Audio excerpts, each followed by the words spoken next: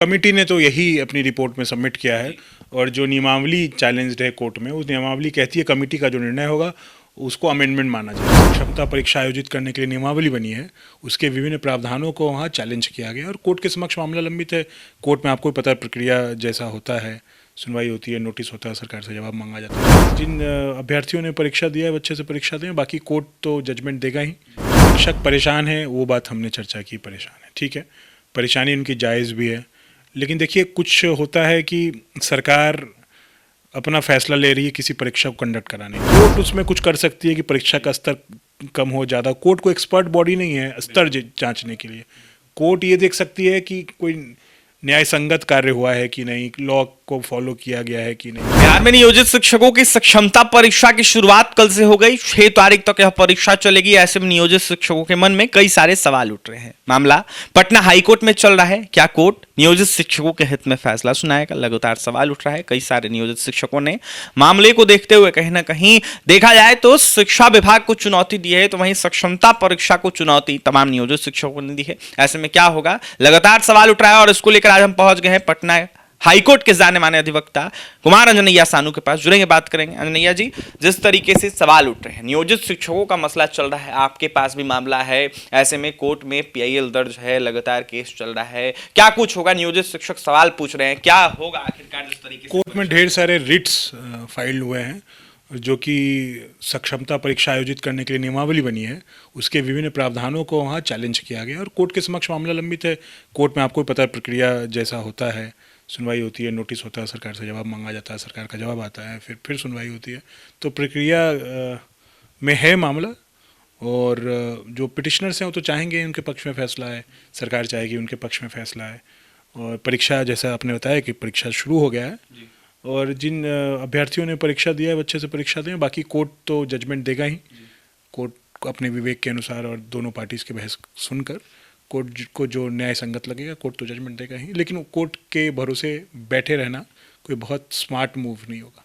क्या परीक्षा देने के बाद कोर्ट फैसला लेगा तो असर पड़ सकता है इसका, सरकार के ऊपर गाज गिर सकती है? बिल्कुल बिल्कुल बिल्कुल, क्यों नहीं। कोर्ट का फैसला बाइंडिंग होता है और हाई कोर्ट तो एक कॉन्स्टिट्यूशनल कोर्ट है। अगर सरकार ने परीक्षा ले भी ली है, फिर भी अगर कोर्ट का कोई फैसला आता है इस संदर्भ में तो सरकार पे बाइंडिंग होगा, जब तक सरकार कोई सी ऊंचे और बड़े कोर्ट से कोई स्टे या कोई दूसरा जजमेंट ना लेके आ जाए। सिलेबस को लेकर कई सारे सवाल उठाए जा रहे हैं। पिछली दफा हमने जब आपसे बात किया था, आपने सिलेबस को लेकर कहा था कि काफ़ी ज़्यादा शिक्षक परेशान है, सिलेबस को लेकर सवाल उठा रहे थे। सरकार ने हामी भरी थी कि हम जो सिलेबस है वो जो पढ़ाते हैं शिक्षक उसी के तर्ज पर हम सवाल पूछेंगे। लेकिन बीपीएससी ट्री हो या फिर तमाम अनेक बीपीएससी का एग्जाम हो, उस लेवल का क्वेश्चन पूछा गया, यानी कि जो शिक्षक बहाली फर्स्ट फेज और सेकेंड फेज की हो उससे भी हाई लेवल का क्वेश्चन पूछा गया। देखिए, अब एक बात समझ में हमको समझनी चाहिए, शिक्षक परेशान है, वो बात हमने चर्चा की, परेशान है, ठीक है, परेशानी उनकी जायज़ भी है। लेकिन देखिए कुछ होता है कि सरकार अपना फैसला ले रही है किसी परीक्षा को कंडक्ट कराने के लिए और अभ्यर्थियों से फॉर्म भरवा रही है, अभ्यर्थी फॉर्म भर रहे हैं और परीक्षा में बैठ रहे हैं। तो सरकार या अथवा कोई भी संस्था कोई भी परीक्षा लेती है तो उसमें क्या सवाल का स्तर होगा, इसका कोर्ट से बहुत कोई लेना देना नहीं होता है। अगर अभ्यर्थी को लगता है कि स्तर बहुत ऊंचा है तो अभ्यर्थी वैसी स्थिति में परीक्षा नहीं देते हैं, ठीक है। लेकिन यहाँ पे समस्या क्या है कि अगर अभ्यर्थी परीक्षा नहीं देंगे तो उनको तो नौकरी से बाहर का रास्ता दिखाने के लिए सरकार तैयार है। तो एक ये पेच फंसता है। लेकिन कानूनन ये बात कहना बड़ा कठिन हो जाएगा कि कोर्ट उसमें कुछ कर सकती है कि परीक्षा का स्तर कम हो ज़्यादा। कोर्ट को एक्सपर्ट बॉडी नहीं है स्तर जांचने के लिए। कोर्ट ये देख सकती है कि कोई न्याय संगत कार्य हुआ है कि नहीं, लॉ को फॉलो किया गया है कि नहीं। कोर्ट इस बात में नहीं अंदर जा सकती है कोर्ट कि परीक्षा का स्तर क्या है, सवाल कैसे कठिन है या आसान है। कोई सरकार के पास एक्सपर्ट्स होते हैं जो सवाल बनाते हैं, जैसा कि लगता है हम लोगों को कि एक्सपर्ट्स होते होंगे जो सवाल बनाते होंगे, तो उनके विशेषाधिकार पे निर्भर करता है वो सवाल किस स्तर का बनाए। अभ्यर्थी अगर संतुष्ट नहीं है उस स्तर से, उनको लगता है कम या ज़्यादा होना चाहिए, तो अभ्यर्थी परीक्षा नहीं दे सकते। लेकिन यहाँ पे एक पेच है, अगर परीक्षा नहीं देंगे तो फिर उनकी नौकरी खतरे में है। नौकरी खतरे में है तो ये 10 साल 20 साल 25 साल पता नहीं कितना समय से शिक्षक नौकरी कर रहे हैं।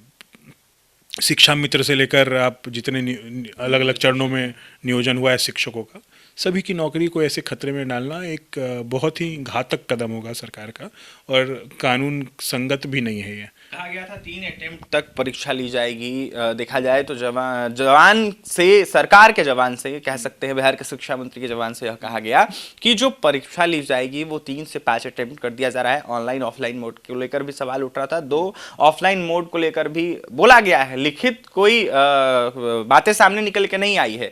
तो क्या ऐसे में अगर 5 अटेम्प्ट तक भी मौका दिया जाए, उसमें शिक्षक पास नहीं करते तो उनको हटा दिया जाएगा? कमिटी ने तो यही अपनी रिपोर्ट में सबमिट किया है, और जो नियमावली चैलेंज्ड है कोर्ट में, उस नियमावली कहती है कमिटी का जो निर्णय होगा उसको अमेंडमेंट माना जाएगा, उसको नियम में संशोधन माना जाएगा कमिटी के रिकमेंडेशन के बाद। यानी कि कोर्ट भी कुछ नहीं कर सकती है अगर 5 बार में पास नहीं कर पाए शिक्षक? नहीं, तो उस नियम को तो बहुत लोगों ने चैलेंज किया हुआ है ना कोर्ट में। अगर नियम को चैलेंज करने में सफल हो जाते हैं अभ्यर्थी अथवा जो शिक्षक हैं, अभी वर्तमान नियोजित शिक्षक हैं, तो कोर्ट तो स्वाभाविक है, अगर उनका पिटिशन अलाउ हो जाता है तो सरकार ऐसा नहीं कर सकती, उनको नौकरी से नहीं निकाल सकती। यानी कि उहापोह की स्थिति बनी हुई है। हाँ, जब तक न्यायालय में मामला है तब तक तो आप कह सकते हैं कि काफ़ी कन्फ्यूज़न है शिक्षकों के बीच, और लोग पठन पाठन में सक्रिय हैं, स्कूल जा रहे हैं, अपनी तैयारी भी कर रहे हैं, तो काफ़ी कठिन समय है उनके लिए। और कोर्ट में तो मामला जिस प्रकार से चल रहा है, चल ही रहा है। उसके अलावा सरकार में भी प्रतिदिन अधिकारी और नेतागण कुछ ना कुछ बयान देते हैं, तो उससे भी और कन्फ्यूजन क्रिएट होता है, उससे परेशानी बढ़ती है अभ्यर्थियों की। लगातार नियोजित शिक्षकों के द्वारा किया जा रहा है। कुल 4 लाख लमसम संख्या है बिहार में, 1.5 लाख से ऊपर नियोजित शिक्षकों ने फॉर्म भरा, परीक्षा भी दे रहे, 2.5 लाख ऐसे ही मतलब बहिष्कार करते हैं। मैं बार बार ये बात कह रहा हूँ, और इस बात को मैं पुख्ता रूप से मानता हूँ कि कोर्ट के साथ साथ अभ्यर्थियों को अपनी संख्या बल का फ़ायदा उठाकर सरकार पर लगातार दबाव बनाना चाहिए। सबसे ज़्यादा प्रभावी तरीका यही है, वो सरकार पर दबाव बनाते रहें। सरकार आज ये परीक्षा लेकर राज्यकर्मी का दर्जा देने को तैयार है, इतने वर्षों से नहीं दे रही थी क्योंकि वो दबाव नहीं था। आज दबाव हुआ तो आज स्कीम आया, परीक्षा ली जा रही है और शिक्षकों को राज्यकर्मी का दर्जा देने के लिए सरकार तैयार हो गई है। तो ये सब दबाव का नतीजा है।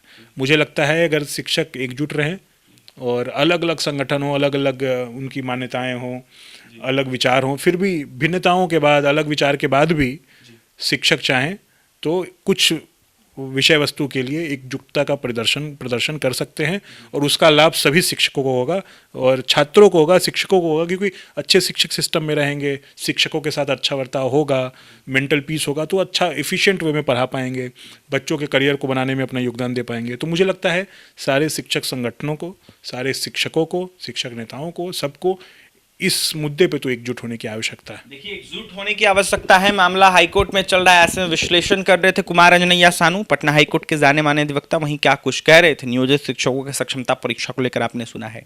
ऐसे में क्या होगा ये देखने वाली बात होगी। कंफ्यूजन की स्थिति है, उहापोह की स्थिति बनी हुई है, और ऐसे में नियोजित शिक्षकों के मन में सवाल उठ रहा है, क्या होगा, क्या यह परीक्षा रद्द हो जाएगी? कई सारे सवाल हैं, और इसका जो निर्णय है हाईकोर्ट ही लेगा।